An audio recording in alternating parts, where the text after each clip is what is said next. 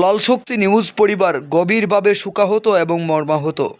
লাল শক্তি নিউজের কর্ণধারের পিতা প্রবীণ ব্যক্তিত্ব আব্দুল রহমান আজ সন্ধ্যা 5:45 নাগাদ কৈলাসহর ঊনকোটি ডিস্ট্রিক্ট হাসপাতালে চিকিৎসাধীন অবস্থায় শেষ নিঃশ্বাস ত্যাগ করেছেন। আগামীকাল সকাল 9:30 মরহুমের জানাজার নামাজ বাবুরবাজার জামিয়া ইসলামিয়া হুসানিয়া মাদ্রাসা মাঠে অনুষ্ঠিত হবে। মৃত্যুকালে ওনার বয়স হয়েছে প্রায় 85 বছরের ঊর্ধ্বে। তিনি দুটা পঞ্চায়েতেরই নির্বাচিত পঞ্চায়েত সদস্য ছিলেন।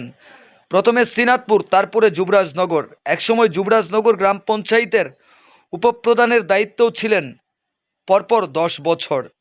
তিনি প্রথমে উত্তরাঞ্চল কমিটির সদস্য এবং পরবর্তীতে সিপিআইএম কৈলাসহর বিভাগীয় কমিটির সদস্য ছিলেন দীর্ঘদিন যাবৎ।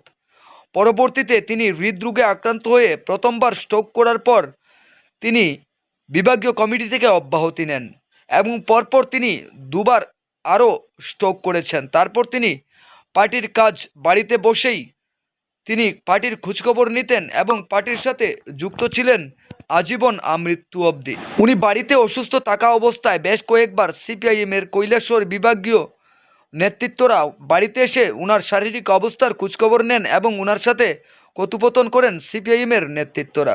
আজ উনার মৃত্যুর খবর পেয়ে ছুটে আসেন সিপিআইএম কৈলাসহর মহকুমা এবং রাজ্য নেতৃত্ব। শেষ শ্রদ্ধা জানাতে সাধারণ মানুষের পাশাপাশি নেতৃত্বরা উপস্থিত ছিলেন, সাথে ছিলেন সিপিআইএমের প্রবীণ এবং নবীন কর্মীরাও। 1978 সালের আগে যে কয়েকজন সিপিআইএমের কর্মী বা সমর্থক ছিলেন তাদের মধ্যে অন্যতম হলেন প্রয়াত আজকের আব্দুল রহমান। উনার সাথে তৎকালীন সময়ে সিপিআইএমের সহকর্মী সহযোদ্ধা ছিলেন আয়ুব খান, শায়েদ চৌধুরী, সৈয়দ খান মাস্টার। এরা সবাই আগেই প্রয়াত হয়েছেন। আজ বিকাল 5:45 নাগাদ প্রয়াত হলেন কমরেড আব্দুল রহমান। 1984 সালে অবিভক্ত শ্রীনাথপুর পঞ্চায়েতে তিনি প্রথম নির্বাচিত সদস্য হিসাবে নির্বাচিত হন। 1987 সালে তিনি পার্টির সদস্য পদ লাভ করেন। 1988 সাল থেকে ঝুট রাজত্বের সময়ে বাবুরবাজারে সিপিআইএমের শক্ত ঘাঁটি উনাদের হাত ধরেই গঠিত হয়েছিল। 1994 সালে তিনি যুবরাজনগর গ্রাম পঞ্চায়েতের পঞ্চায়েত সদস্য নির্বাচিত হন এবং উপপ্রধানেরও দায়িত্ব পালন করেন। ওই সময়ে তিনি পার্টি কৈলাসহর উত্তরাঞ্চল কমিটির সদস্য নির্বাচিত হন। কৃষক আন্দোলনের নেতৃত্ব দেন দীর্ঘ কয়েক বছর। পরবর্তী সময়ে 2001 সালে তিনি পার্টির বিভাগীয় কমিটির সদস্য নির্বাচিত হন এবং নিষ্ঠার সাথে দায়িত্বর সাথে পালন করেন ওনার দায়িত্ব।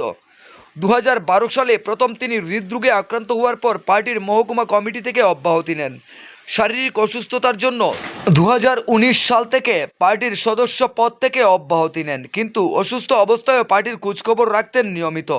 এপ্রিল মাসের প্রথম সপ্তাহে গিয়েও সিপিআইএমের মহকুমার নেতৃত্ব এবং রাজ্য নেতৃত্বরাও বাবুরবাজারে ওনার নিজ বাড়িতে গিয়েও ওনার শারীরিক অবস্থার খোঁজখবর নেন। আজকে উনি প্রয়াত হওয়ার পর ওনার বাড়িতে আসেন সিপিআইএমের রাজ্য কমিটির সদস্য বিশ্বরূপ গোস্বামী, সিপিআইএম কৈলাসহর মহকুমা কমিটির সম্পাদক অঞ্জন রায়, জেলা সম্পাদক মণ্ডলীর সদস্য ইনুস মিয়া খাদিম এবং সিপিআইএম কৈলাসহর মহকুমা সম্পাদক মণ্ডলীর অন্যতম সদস্য কয়েস মিয়া এবং উত্তরাঞ্চল কমিটির সম্পাদক এবং বাবুরবাজার অঞ্চল কমিটির সম্পাদক মুমিনুল ইসলাম, সৈফ আলী সহ সিপিআইএমের অন্যান্য নেতৃত্ব এবং কর্মীরা। নেতৃত্বরা পরিবারের পরিজনদের প্রতি সমবেদনা এবং উনার আত্মার সদ্গতি কামনা করেন। একই সাথে দলীয় নিয়ম অনুসারে মাল্যদান করেন সিপিআইএমের নেতৃত্বরা।